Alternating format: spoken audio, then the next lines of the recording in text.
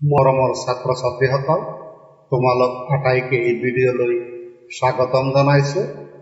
এই ভিডিঅ'ত ষষ্ঠ শ্ৰেণীৰ গণিতৰ প্ৰথম পাঠৰ অনুশীলনীৰ প্ৰশ্নোত্তৰসমূহ আলোচনা কৰিম। ইয়াৰ আগৰ দুটা ভিডিঅ'ত কিছু প্ৰশ্নোত্তৰ আলোচনা কৰা হৈছে। এইটো হ'ল তৃতীয় খণ্ড।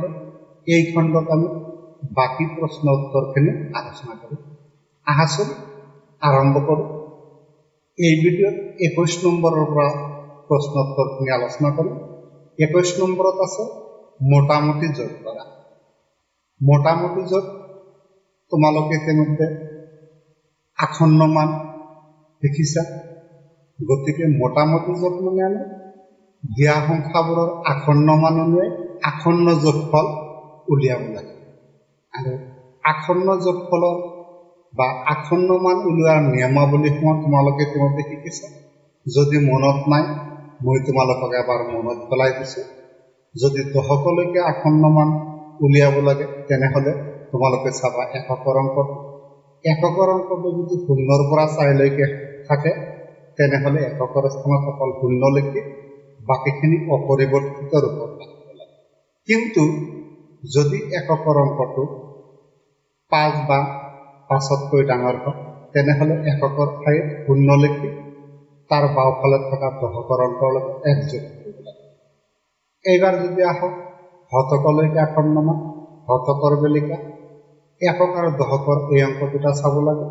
এই অংক দুটা মিলি গঠিত হোৱা সংখ্যাটো যদি 0ৰ পৰা 49লৈকে হয়, তেন্তে একক আৰু দশকৰ পৰা 0 বহাই বাকীখিনি অপৰিৱৰ্তিত ৰূপত ৰাখিব লাগে। কিন্তু যদি একক আৰু দশকৰ অংক মিলি 50 বা তাতকৈ ডাঙৰ হয়, তেনেহ'লে একক আৰু দশকৰ অংক 0 বহাই তাৰ বাওঁফালৰ অংকৰ লগত 1 যোগ কৰিব লাগে। ঠিক তেনেদৰে হাজাৰলৈকে আসন্ন মানৰ ক্ষেত্ৰত একক, দশক আৰু শতকৰ অংকৰে গঠিত সংখ্যা চাব লাগে। এই তিনিটা অংকৰে গঠিত সংখ্যাটো যদি 0ৰ পৰা 499লৈকে হয়, তেনেহ'লে একক, দশক আৰু শতকৰ অংক 0 লিখি বাকীখিনি অপৰিৱৰ্তিত ৰাখিব লাগে। কিন্তু যদি একক, দশক আৰু শতকৰ অংক মিলি 500 বা তাতকৈ বেছি হয়, তেনেহ'লে একক, দশক আৰু শতকৰ ঠাইত 0 লেখাৰ পিছত তাৰ বাওঁহাতে থকা অংকত 1 যোগ কৰিব লাগে। ঠিক তেনেদৰে তোমালোকে যদি বাকীবোৰতো যোৱা, একেদৰেই আগবাঢ়িব লাগিব। গতিকে আহা এইবাৰ আমি নম্বৰ অংকৰ যোগফলটো বাহিৰ কৰিম। নম্বৰত আমাৰ দুটা সংখ্যা দিয়া আছে। প্ৰথম সংখ্যা 6290, তাৰ লগত যোগ হৈছে 19986। আমি এই দুটা সংখ্যাৰ মোটামুটি যোগফল উলিয়াব লাগিব। মোটামুটি যোগফল উলিয়াওঁতে আমাৰ যিবোৰ সংখ্যা দিয়া থাকিব, সেই সংখ্যাবোৰত আটাইতকৈ ডাঙৰ স্থানলৈকে আসন্ন মান উলিয়াম। গতিকে প্ৰথম সংখ্যা 6290ৰ হাজাৰলৈকে আসন্ন মান উলিয়াব লাগিব। ঠিক তেনেদৰে 19986ৰ হাজাৰলৈকে আসন্ন মান উলিয়াব লাগিব। এই দুটা সংখ্যাৰ হাজাৰলৈকে আসন্ন মান ওলালে পাম প্ৰথম সংখ্যাটোৰ আসন্ন মান 6000, দ্বিতীয় সংখ্যাটোৰ আসন্ন মান 20000। এই 6000 আৰু 20000 যোগ কৰিলে পাওঁ 26000। 26000 হ'ল 6290 আৰু 19986ৰ মোটামুটি যোগফল। বি নম্বৰত আছে 1,08,734 যোগ 47,599। প্ৰথম সংখ্যাটো লাখলৈকে আসন্ন মান উলিয়াব লাগিব আৰু দ্বিতীয় সংখ্যাটো অযুতলৈকে আসন্ন মান উলিয়াব লাগিব। গতিকে প্ৰথম সংখ্যাটো লাখলৈকে আসন্ন মান উলিয়ালে পাম 1 লাখ, আৰু দ্বিতীয় সংখ্যাটো যদি অযুতলৈকে আসন্ন মান বাঢ়ি কৰোঁ, তেতিয়া পাম 5 অযুত। গতিকে 1 লাখ আৰু 5 অযুত মানে 50,000, যোগ কৰিলে পাম 1,50,000। এইটোৱেই বি নম্বৰত থকা সংখ্যা দুটা মোটামুটি যোগফল। চি নম্বৰ 5672 যোগ 536।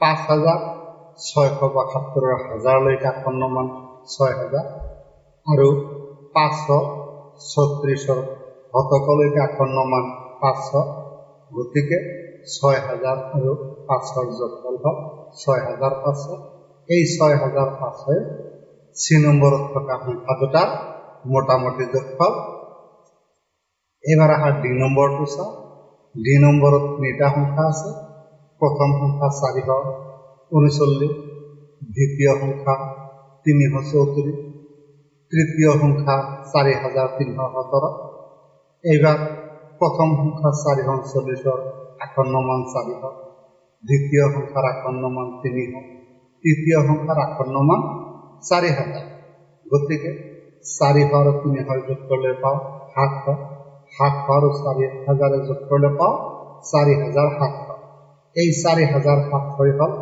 ডি নম্বৰত যোগ কৰিবলগীয়া সংখ্যা তিনিটা মোটামুটি যোগফল বা আসন্ন যোগফল ই নম্বৰত আছে 72,45,506 যোগ 10,68,297 গতিকে প্ৰথম সংখ্যাটোৰ আমি নিযুতলৈকে আসন্নমান বাহিৰ কৰিম ঠিক তেনেদৰে পিছৰ সংখ্যাটোৰ আমি নিযুতলৈকে আসন্নমান বাহিৰ কৰিম প্ৰথম সংখ্যাটোৰ নিযুতলৈকে আসন্নমান হ'ল 7 নিযুত দ্বিতীয় সংখ্যাটোৰ নিযুতলৈকে আসন্নমান হ'ল 1 নিযুত 7 নিযুত আৰু 1 নিযুতে যোগ কৰিলে হয় 8 নিযুত অৰ্থাৎ 8 নিযুতেই হ'ল ই নম্বৰত থকা সংখ্যা দুটাৰ মোটামুটি যোগফল 1 নম্বৰ 64,04,759 যোগ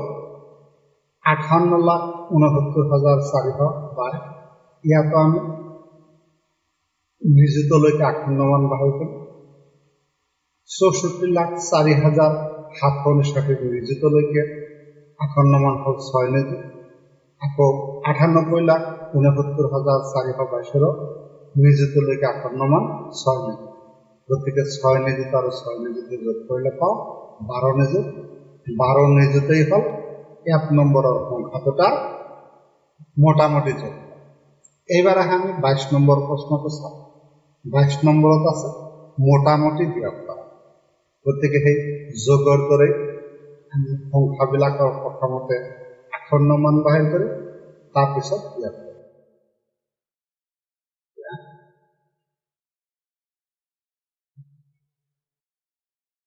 প্ৰথমতে এ নম্বৰটো কৰোৱা হয় এ নম্বৰত দুটা সংখ্যা আছে প্ৰথম সংখ্যাটো হ'ল 95 তাৰ পৰা বিয়োগ কৰা হৈছে 91 গতিকে এই সংখ্যা দুটাৰ বেলিকা আমি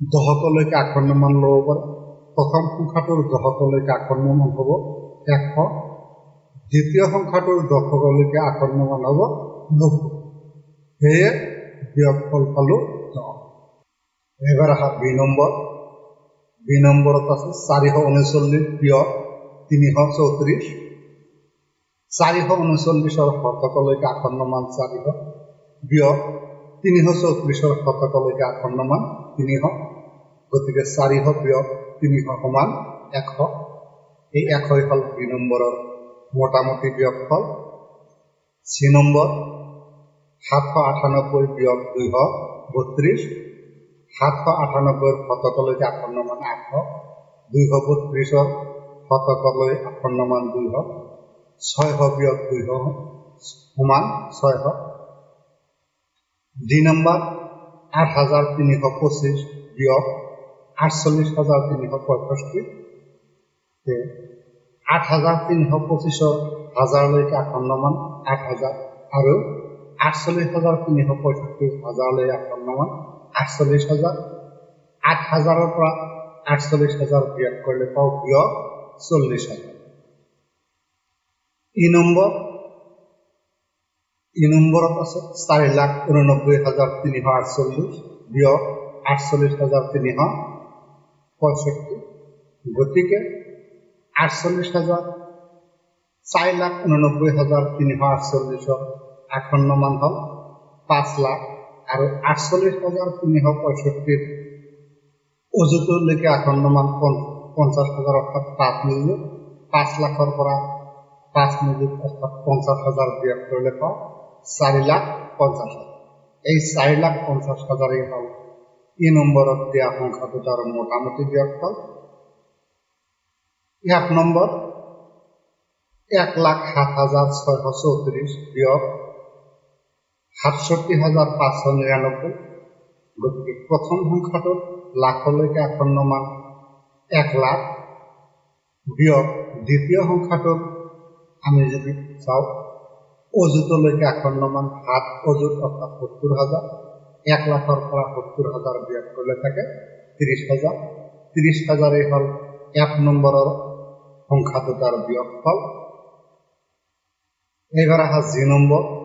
জি নম্বরত আছে 37,38,775 বিয়োগ 5,40,060। গতিকে প্রথম সংখ্যাটোৰ নিযুতলৈকে আসন্ন মান ললে পাও আমি 4 নিযুত।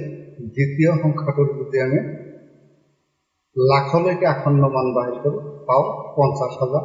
গতিকে বিয়োগ কৰিলে পাও আমি 35 লাখ। এইখিনিতে মোটামুটি বিয়োগ সমাপ্ত হয়। এবার আমি 23 নম্বর প্রশ্নটো চাও। 23 নম্বরত আছে মোটামুটি পূরণ করা। এই যোগ আর বিয়োগের দরে একেই দিয়া থকা সংখ্যাবোৰৰ প্ৰথমতে আমি আসন্ন মান বাহিৰ কৰাৰ পিছত পূরণ করি। প্রথমতে আমি এ নম্বরটো করি। এ নম্বরত দিয়া আছে দুটা সংখ্যা। প্রথম সংখ্যাটো হল 378, তার লগত পূরণ হয়ে আছে 62। 378 শতকলৈকে আসন্ন মান ললে পাও আমি 400 আৰু 62 দশকলৈকে আসন্ন মান 60। এতিয়া 400 আৰু 60 আমি পূৰণ কৰিব লাগিব। এতিয়া তোমালোকে মনত ৰাখিবা গুণ্য আৰু গুণত দুটাতে যদি গুণ্য থাকে গুণ্যখিনি বাদ ৰাখি অশূন্য সংখ্যাখিনি আমি পূৰণ কৰি মুখে মুখে বহুত পূৰণফল উলিয়াব পাৰো। আহাচোন চাও এই সংখ্যা দুটাৰ ক্ষেত্ৰত অশূন্য অংক আছে 4 আৰু 6। গতিকে 4 আৰু 6 পূৰণ কৰলে পাও 24 আৰু শূন্য থাকিল 3টা। গতিকে আমি সংখ্যাটো পাও 24,000। অৰ্থাৎ এ নম্বৰেৰ 378 আৰু 62 মোটামুটি পূরণফল বা আসন্ন পূরণফল হল 24,000। বি নম্বরত 578 পূরণ 61। 578 শতকলৈকে আসন্ন মান 600 আৰু 61 আসন্ন মান 60। ইয়াত 6 আৰু 6 পূৰণ কৰলে পাও 36 আৰু শূন্য আছে 3টা, সেয়ে পালো 36,000। সি নম্বৰত 7,250 পূৰণ 39। গতিকে 7,250 হাজাৰলৈকে আসন্ন মান 7,000 আৰু 39 দশকলৈকে আসন্ন মান 40। গতিকে 7 আৰু 4 পূৰণ কৰলে হয় 28 আৰু দুটাত থকা শূন্যৰ সংখ্যা হল 4। গতিকে 28 ভিতৰত 4টা শূন্য থাকিলে পাও 2,80,000। 2,80,000 হল সি নম্বরত থকা সংখ্যা দুটা মোটামুটি পূরণফল। ডি নাম্বার 24,725 পূরণ 1।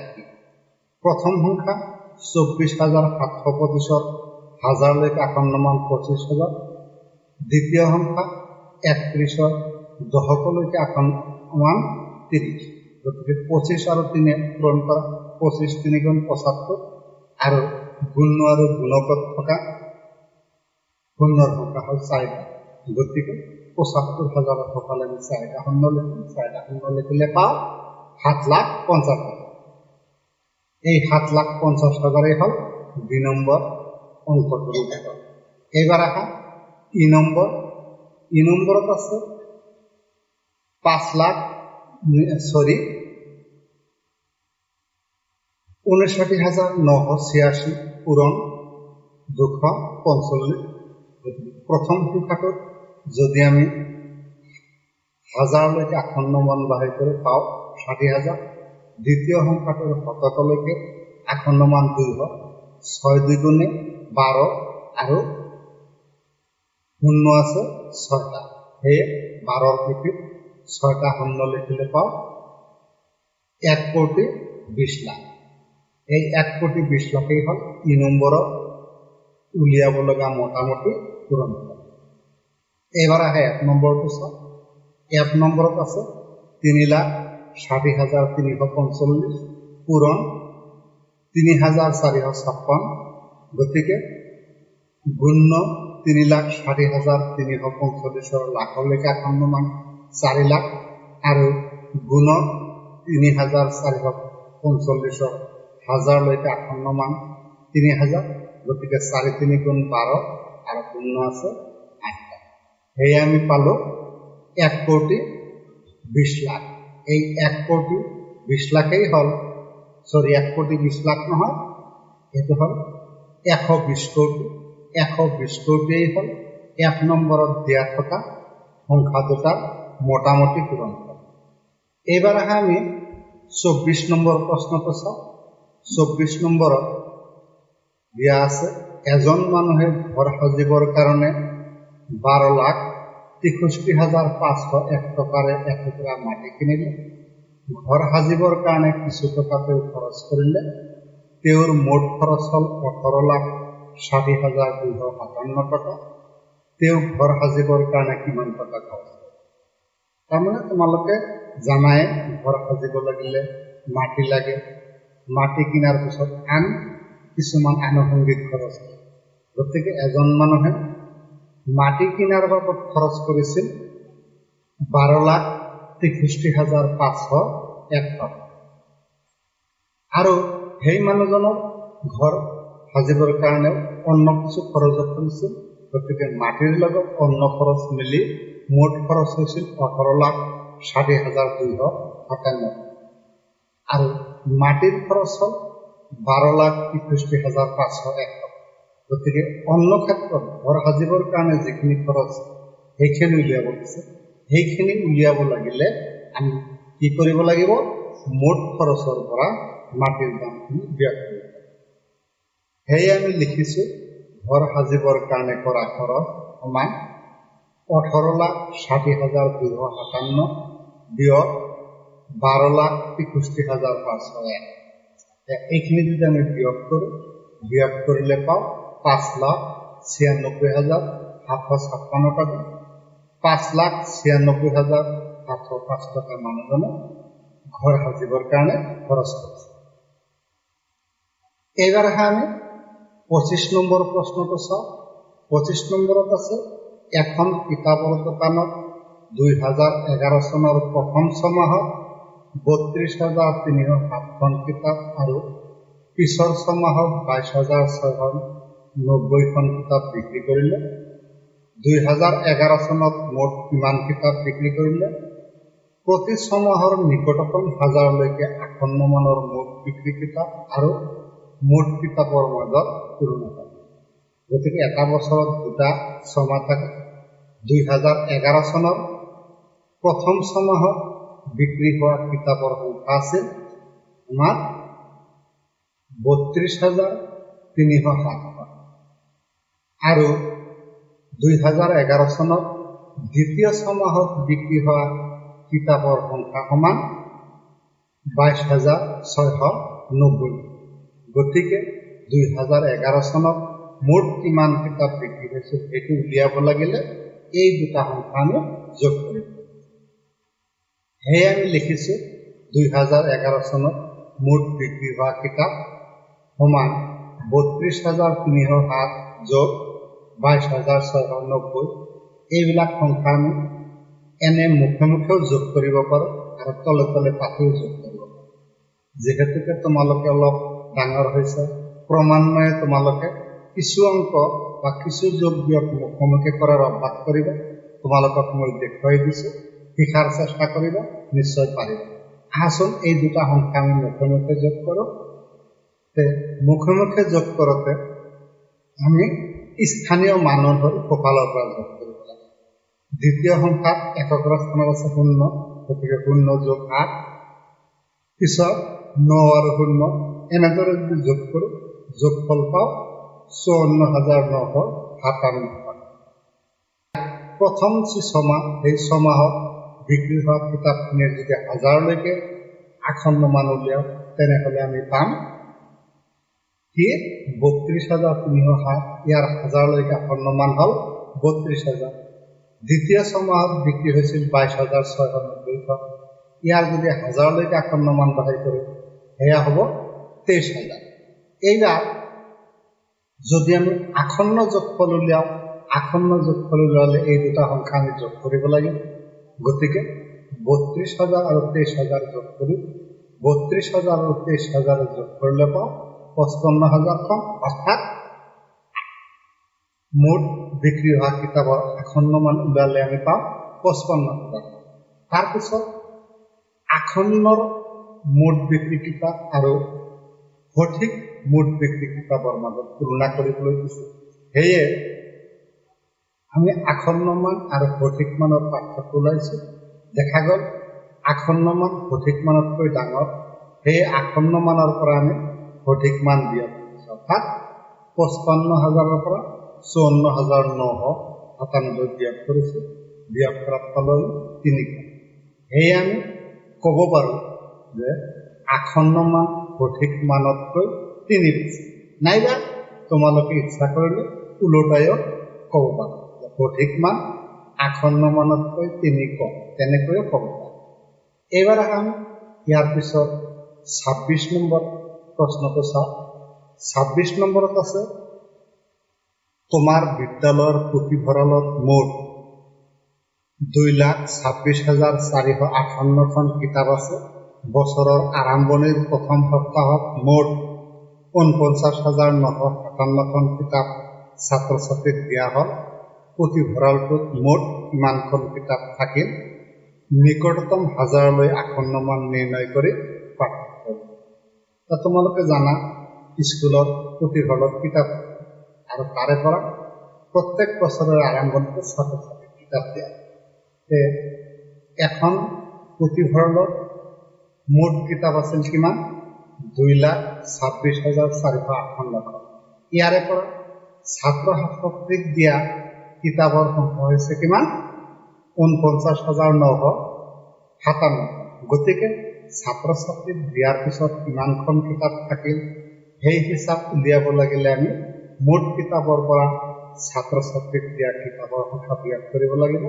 সেয়ে আমি লিখিছোঁ পুথিভঁৰালটোত কিতাপ থাকিল ২,২৬,৪৫৮ বিয়োগ ৪৯,৯৫৭। এই বিয়োগটো কৰিলে পাওঁ আমি ১,৭৬,৫০১।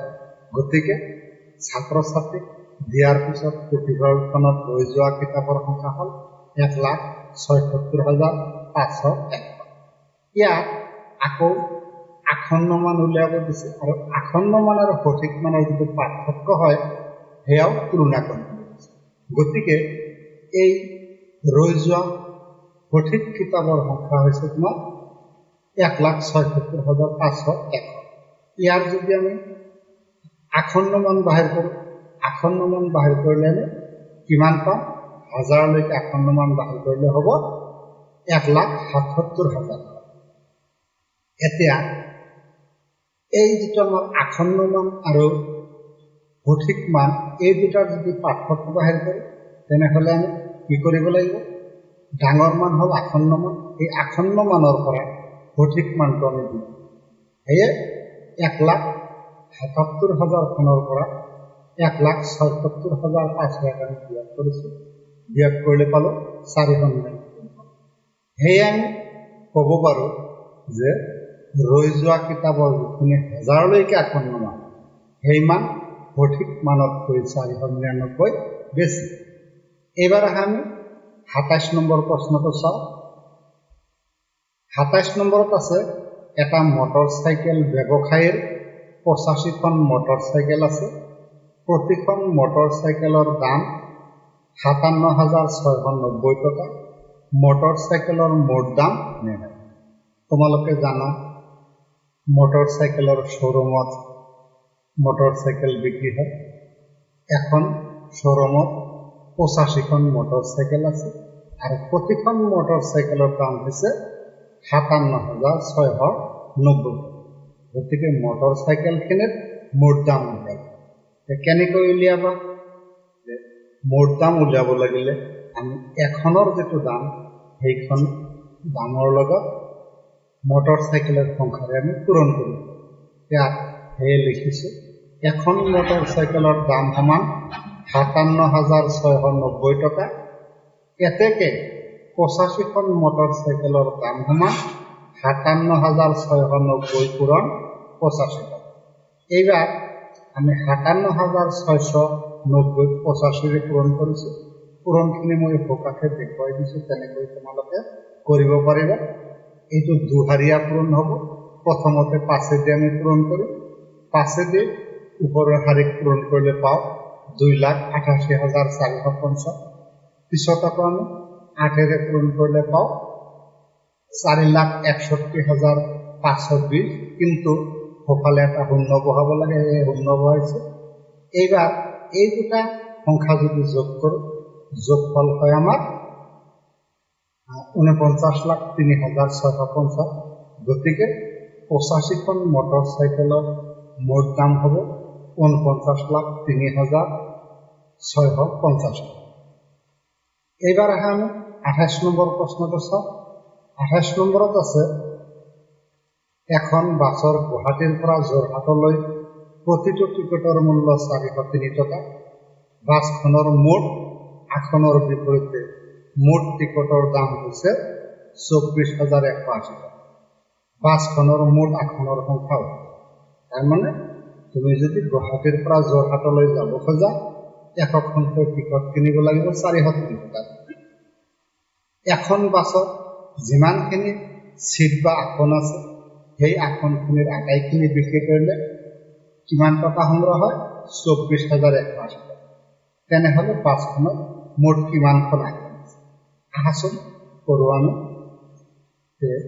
ইয়াত আমি লিখিছোঁ যে মুঠ আসনৰ বিপৰীতে মুঠ টিকটৰ দাম কিমান? ২৪,১৮০ টকা। এখন টিকটৰ দাম কিমান? ৪০৩ টকা। এতিয়া মুঠ আসনৰ বিপৰীতে আমি যিমানখিনি টকা পাইছোঁ, সেই টকাখিনিক যদি এটা টিকটৰ দামেৰে হৰণ কৰোঁ, তেনেহ'লে আমি কি পাম? মুঠ আসনৰ সংখ্যা পাম। সেয়ে লিখিছোঁ যে এতেকে বাছখনৰ মুঠ আসনৰ সংখ্যা সমান ২৪,১৮০ হৰণ ৪০৩। তোমালোকে হৰণ কেনেকৈ কৰিবা ইতিমধ্যে শিকিছা। যদি অসুবিধা পোৱা মই ভোকাকে দেখুৱাই দিছোঁ। ভোকাকে দেখুৱাই দিয়া তাৰপৰা তোমালোকে কৰিবা। ৪০৩ৰে যদি হৰণ কৰা, ৪০৩ ২ত নাযায়, গতিকে এটা অংক লোৱা আৰু ২৪ হ'ল। ২৪ত নাযায়, গতিকে এইবাৰ তুমি আৰু এটা অংক লোৱা ২৪১ হ'ল। ২৪১তো নাযায়, তাৰপিছত আৰু এটা অংক লোৱা, আৰু এটা অংক ল'লে পাবা তুমি ২৪১৮ অৰ্থাৎ ২,৪১৮। ২,৪১৮ ৪০৩ৰে হৰণ কৰিলে কিমান বাৰ যাব? ৬ বাৰ। এই ৬ দি ৪০৩ক পূৰণ কৰা। পূৰণ কৰিলে যিটো পূৰণ ফল পোৱা যায়, এই সংখ্যাৰ তলে তলে বহালে পাওঁ ২,৪১৮। এইবাৰ বিয়োগ কৰা। যদি বিয়োগ কৰোঁ একো নাই, সফালে এটা শূন্য ৰৈ আছে, তাক নমাই আনা। শূন্যত ৪০৩ কিমান বাৰ যায়? শূন্য বাৰ। শূন্য আৰু ৪০৩ পূৰণ কৰিলে শূন্য হয়, সেয়ে শূন্যৰ তলত শূন্য লিখিছোঁ। শূন্যৰ পৰা যদি শূন্য বিয়োগ কৰোঁ একো নাথাকে, শূন্য। গতিকে ৪০৩ৰে ২৪,১৮০ হৰণ কৰাত পালোঁ ৬। অৰ্থাৎ বাছখনত মুঠ ৬০খন আসন আছে। এইবাৰ আহা আমি ২৯ নম্বৰ অংকটো চাওঁ। এজন মানুহে ১৩ কিলোমিটাৰ চাইকেলেৰে যোৱাৰ পিছত ৪৪ কিলোমিটাৰ বাছেৰে গ'ল আৰু শেষত ৫ কিলোমিটাৰ খোজকাঢ়ি তেওঁৰ গন্তব্যস্থান পালে। মানুহজনে মুঠতে কিমান কিলোমিটাৰ গ'ল? মানুহজনে কোনো এখন ঠাইৰ পৰা ঘৰলৈ যাওঁতে ৩টা উপায়েৰে গৈছে। প্ৰথম ১৩ কিলোমিটাৰ চাইকেল, তাৰপিছত ৪৪ কিলোমিটাৰ বাছেৰে, শেষত ৫ কিলোমিটাৰ খোজকাঢ়ি গৈ যাবলগীয়া ঠাইখন পাইছে। গতিকে মানুহজনে ভ্ৰমণ কৰা মুঠ দূৰত্ব আমাক লাগে। মুঠ দূৰত্ব উলিয়াব লাগিলে এই ৩টা দূৰত্বক আমি কি কৰিব লাগিব? যোগ কৰিব লাগিব। গতিকে আহাচোন কৰোঁ যে মানুহজনে অতিক্ৰম কৰা দূৰত্ব সমান ১৩ যোগ ৪৪ যোগ ৫। আমি তিনিওটাই কিলোমিটাৰ, সেইকাৰণে বন্ধনীটো কিলোমিটাৰ দিছোঁ। এতিয়া এই তিনিটা সংখ্যা যদি আমি যোগ কৰোঁ, যোগফল হয় 62, অৰ্থাৎ মানুহজনে 62 কিলোমিটাৰ দূৰত্ব অতিক্ৰম কৰিছে। এবাৰ 30 নম্বৰ, এজন দোকানীয়ে প্ৰথম দিনা প্ৰতি কিলোত 35 টকাকৈ 25 কিলোগ্ৰাম, দ্বিতীয় দিনা প্ৰতি কিলোত 30 টকাকৈ 40 কিলোগ্ৰাম, তৃতীয় দিনা 25 টকাকৈ 30 কিলোগ্ৰাম চাউল বিকিলে। তিনিও দিনৰ ভিতৰত দোকানীজনে মুঠ কিমান কিলোগ্ৰাম চাউল কিমান টকাত দিছে? এজন দোকানীয়ে 3 দিনত বিক্ৰী কৰা চাউলৰ হিচাপ দিছে আৰু সিহঁতৰ দামো উল্লেখ কৰিছে। আমি 3 দিনত মুঠ কিমান চাউল বিক্ৰী হ'ল সেইটো উলিয়াব লাগিব আৰু বিক্ৰী হোৱা চাউলখিনি কিমান টকা পালে সেইটো উলিয়াব। আহচোন অংকটো আমি সমাধান কৰোঁ। গতিকে আমি মুঠ চাউল উলিয়াব লাগিলে প্ৰথম দিনা বিক্ৰী হোৱা 25 কিলোগ্ৰাম, দ্বিতীয় দিনা বিক্ৰী হোৱা 40 কিলোগ্ৰাম আৰু তৃতীয় দিনা বিক্ৰী হোৱা 30 কিলোগ্ৰাম যোগ কৰিব লাগিব। এতেকে 3 দিনত বিক্ৰী হোৱা মুঠ চাউল সমান 25 যোগ 40 যোগ 30 কিলোগ্ৰাম। এই তিনিটা সংখ্যা যদি আমি যোগ কৰোঁ, যোগ কৰিলে কিমান পাওঁ? 95। গতিকে দোকানীজনে 3 দিনত মুঠ 95 কিলোগ্ৰাম চাউল বিক্ৰী কৰিছে। এতিয়া এই 95 কিলোগ্ৰাম চাউল বিক্ৰী কৰি দোকানীজনে কিমান টকা পাইছিল চাওঁ আহক।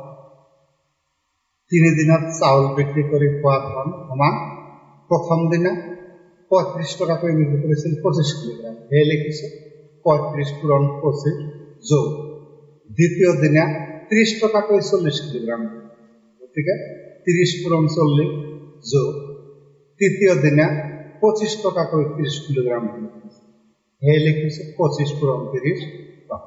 অৰ্থাৎ তোমালোকে জানা যে যিমান কিলোগ্ৰাম বিক্ৰী হয় তাক 1 কিলোগ্ৰামৰ দামেৰে পূৰণ কৰিলে মুঠ দামটো পোৱা যায়। এইবাৰ আহা 35 আৰু 25 পূৰণ কৰোঁ। 35 25 গুণ পাওঁ আমি 875। ঠিক তেনেদৰে 30 আৰু 40 পূৰণ কৰিলে পাওঁ 1200। তাৰপিছত 25 আৰু 30 পূৰণ কৰিলে পাওঁ 750। এইবাৰ এই তিনিটা সংখ্যা যোগ কৰিলে হয় 2825। অৰ্থাৎ মানুহজনে 3 দিনত চাউল বিক্ৰী কৰি পালে মুঠ 2825 টকা। এইবাৰ আহা আমি 31 নম্বৰ প্ৰশ্নটো চাওঁ। এখন বিদ্যালয়ত 40 জন ছাত্ৰ ছাত্ৰী আছে। প্ৰত্যেকজন ছাত্ৰ বা ছাত্ৰীক 250 মিলিলিটাৰকৈ গাখীৰ দিলে কিমান লিটাৰ গাখীৰ হয়? এতিয়া এই সমস্যাটো সমাধান কৰিব লাগিলে এজন ছাত্ৰ ছাত্ৰীক দিয়া গাখীৰৰ পৰিমাণক আমি ছাত্ৰ ছাত্ৰীৰ সংখ্যাৰে পূৰণ কৰিব লাগিব। গতিকে আচৰণ কৰোঁ যে এজন ছাত্ৰ ছাত্ৰীক গাখীৰ দিয়া হয় সমান 250 মিলিলিটাৰ। এতেকে 40 জন ছাত্ৰ ছাত্ৰীক গাখীৰ দিয়া হয় সমান 250 পূৰণ 40 মিলিলিটাৰ। এই দুটা যদি পূৰণ কৰোঁ, 25 আৰু 4 পূৰণ কৰা, 25 4 গুণ 100 আৰু 100ৰ ভিতৰত দুটা শূন্য দিয়া 10,000 মিলিলিটাৰ। উত্তৰটো আমাক লিটাৰত উলিওৱা হৈছে। তোমালোকে নিশ্চয় জানা 1000 মিলিলিটাৰ কি হয়? 1 লিটাৰ। গতিকে এই 10,000 মিলিলিটাৰক যদি আমি 1000 দিয়ে হৰণ দিওঁ তেতিয়া হ'ব 10 লিটাৰ। কাৰণ 1000 মিলিলিটাৰে কি হয়? 1 লিটাৰ। গতিকে বিদ্যালয়খনে মুঠ গাখীৰ দিছিল কিমান? 10 লিটাৰ। এইবাৰ আহা 32 নম্বৰ প্ৰশ্নটো চাওক। এজন গোৱালে প্ৰতিদিনে 3খন হোটেলত গাখীৰ দিয়ে। প্ৰথমখনত 13 লিটাৰ, দ্বিতীয়খনত 15 লিটাৰ 250 মিলিলিটাৰ, তৃতীয়খনত 17 লিটাৰ 750 মিলিলিটাৰ গাখীৰ। গোৱালজনে দৈনিক কিমান লিটাৰ গাখীৰ দিয়ে? এতিয়া প্ৰথম দিনাখন দিয়া গাখীৰখিনি অকল লিটাৰত আছে। দ্বিতীয় আৰু তৃতীয় দিনা দিয়া গাখীৰ বা দ্বিতীয় আৰু তৃতীয় দোকানত দিয়া গাখীৰ লিটাৰ আৰু মিলিলিটাৰ দুটাই গাখীৰ আছে। আমি জানো 1000 মিলিলিটাৰে 1 লিটাৰ হয়। গতিকে দ্বিতীয় আৰু তৃতীয় দোকানত দিয়া গাখীৰখিনিক আমি লিটাৰলৈকে ৰূপান্তৰ কৰোঁ আহা। 15 লিটাৰ 250 মিলিলিটাৰ সমান কিমান হ'ব?